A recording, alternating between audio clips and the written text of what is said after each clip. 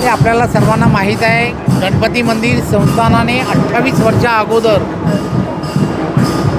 हिंदू नववर्ष यात्रा ही सुरू केली आणि त्याचं आपण सर्वजण पाहता डोंबिवली शहरामधील असणारे सर्व संस्था एकत्रपणे यामध्ये सहभागी होतात।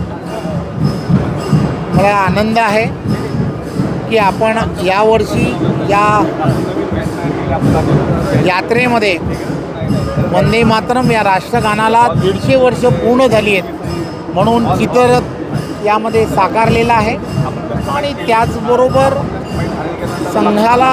संघाची शताब्दी वर्ष हेही साजरं केलं जात आहे। तोही चित्ररथ या पूर्ण यात्रेमध्ये तुम्हाला पाहायला मिळतो आहे। त्यामुळे चित्ररथाला एक वेगळं आकर्षण हे या पूर्णच्या पूर्ण यात्रेमध्ये आहे असं मला वाटतं।